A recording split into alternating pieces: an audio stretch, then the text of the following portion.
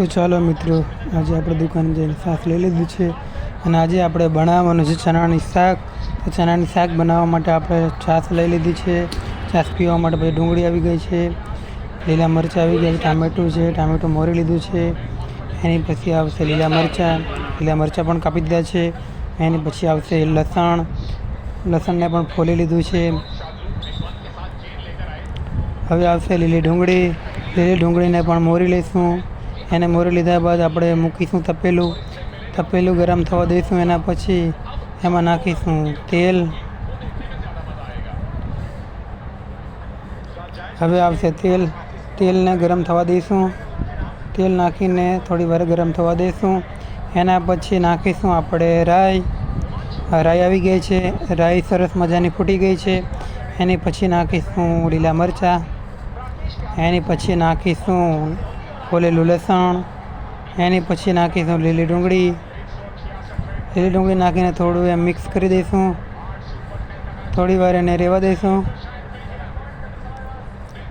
હવે એની પછી નાખીશું ટામેટાને મિક્સ કરી દઈશું. મિક્સ કરીને થોડી વાર એને રહેવા દઈશું. આપણી ગ્રેવી તૈયાર થઈ ગઈ છે. તમે જોઈ શકો છો મિત્રો કેવી ગ્રેવી બની છે. તમે જરૂર કોમેન્ટ કરજો અને અમારા વિડીયોને શેર અને લાઈક કરજો. હવે આવશે ચણા નાખીને થોડી વાર હલાવી દઈશું. ગ્રેવી અને ચણા મિક્સ થઈ જાય એવી રીતના થોડું પાણી એડ કરીશું અને ધાણા નાખી દે છે. ધાણા નાખીને થોડી વાર ગરમ થવા દઈશું, જેથી કરીને ગ્રેવી અને ચણા બધા મિક્સ થઈ જાય. તો મિત્રો તમે જોઈ શકો છો ફાઇનલી આપણું ચણાનું શાક બનીને તૈયાર થઈ ગયું છે. જોઈ શકો છો તમે. હવે થોડી વાર એને રહેવા દઈશું. હવે એના પછી આવશે લીલી ડુંગળીને નાખીશું, જેથી કરીને ટેસ્ટ આવે અને શાક સારું બને એના માટે.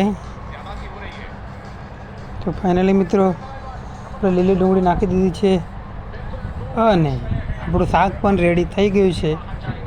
તમે જોઈ શકો છો આપણું ચણાનું શાક રેડી થઈ ગયું છે મિત્રો.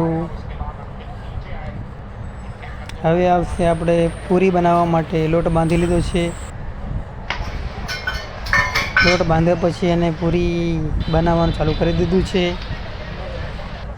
અને ત્યાં સુધીમાં આપણે તેલ ગરમ કરવા મૂકી દઈશું. આ મિત્રો પૂરી બનાવી રહ્યા છે.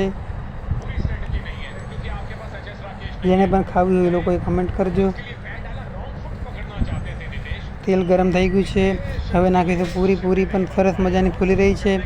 તમે લોકો જોઈ શકો છો કે પૂરી મસ્ત સરસ મજાની ફૂલી રહી છે.